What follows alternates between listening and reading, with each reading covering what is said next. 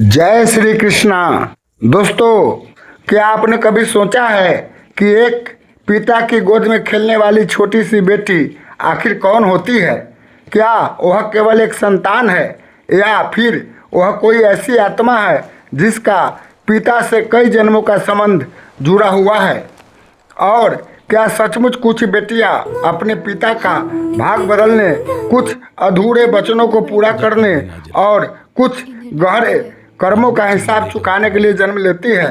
पद्म पुराण और प्राचीन ऋषियों के गुप्त ज्ञान में एक ऐसा रहस्य वर्णित है जिसे जानकर माता लक्ष्मी स्वयं आश्चर्य में पड़ गई थी।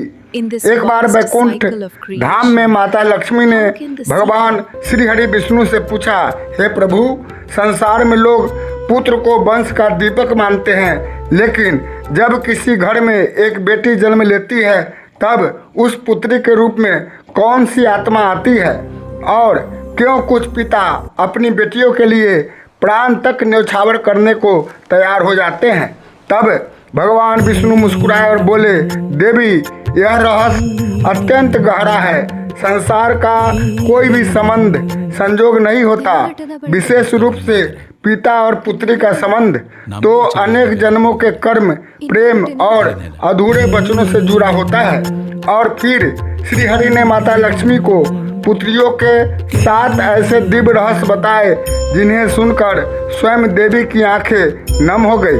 आज हम उसी रहस्य को जानेंगे, लेकिन अंतिम रहस्य इतना भावुक है कि उसे सुनकर शायद आपकी आंखें भी भर जाए। पहला रहस्य, वचन निभाने वाली आत्मा।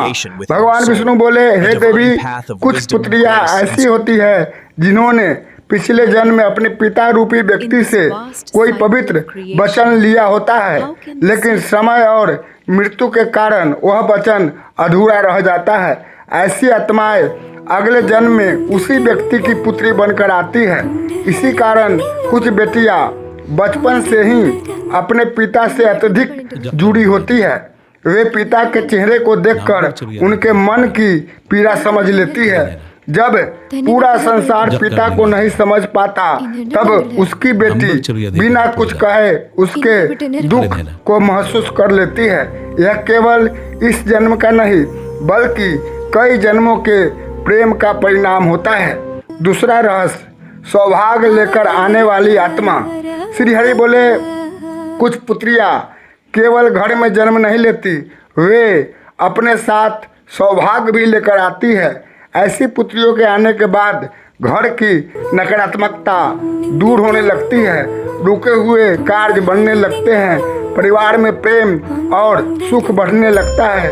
ऋषियों ने कहा है, जहाँ कन्या का सम्मान होता है वहाँ देवताओं का निवास होता है। इसलिए बेटी के जन्म को शुभ माना गया है। तीसरा रहस्य, अधूरा प्रेम।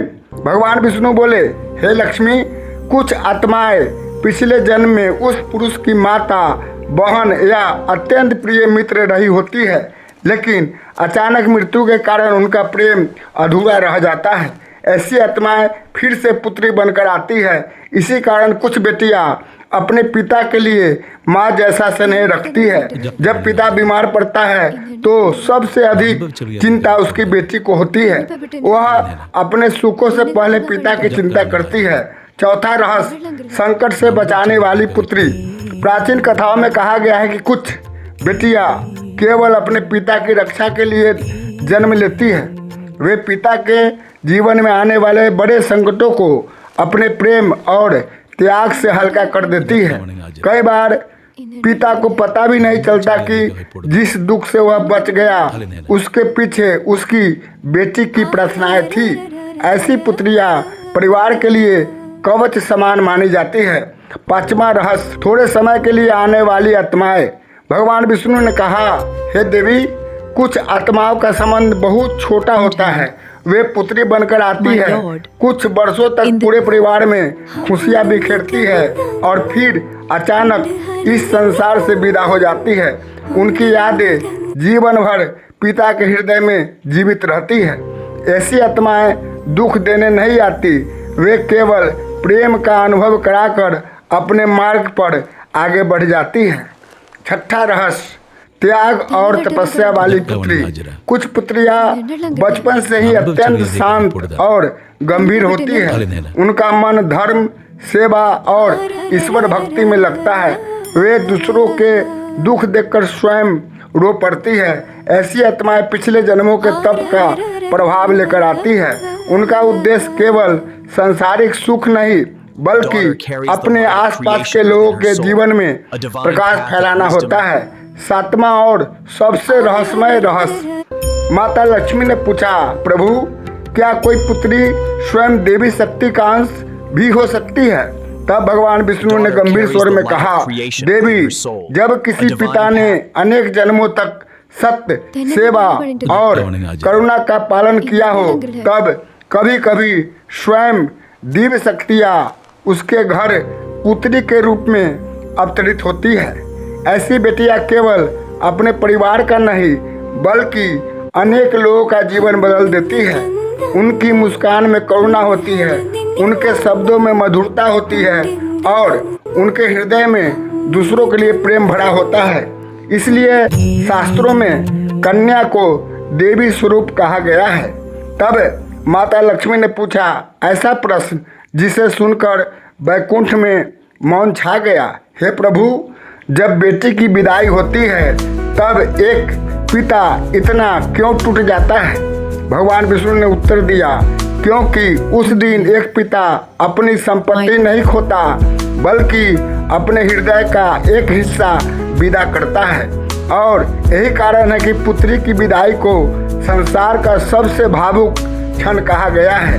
उस समय पिता की आंखों से निकलने वाले आंसू केवल दुख के नहीं होते, उनमें प्रेम, गर्व, आशीर्वाद और अनगिनत स्मृतियाँ छिपी होती है।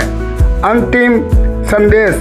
दोस्तों, शास्त्रों की अलग अलग व्याख्याएं हैं और हर कथा प्रतीकात्मक अर्थ भी रखती है, लेकिन एक बात निश्चित है, एक बेटी केवल जिम्मेदारी नहीं होती, वह विश्वास होती है, वह मुस्कान होती है, वह पिता के संघर्षों में छिपी हुई सबसे सुंदर खुशी होती है। इसलिए यदि आपके घर में एक बेटी है तो समझिए कि ईश्वर ने आपको प्रेम करने का एक अनमोल अवसर दिया है। उसे शिक्षा दीजिए, उसे सम्मान दीजिए, उसे इतना मजबूत बनाइए कि वह अपने सपनों को स्वयं पूरा कर सके, क्योंकि एक बेटी केवल परिवार का गौरव नहीं होती, वह उस घर की सबसे सुंदर प्रार्थना होती है। जय श्री कृष्ण, जय श्री राम।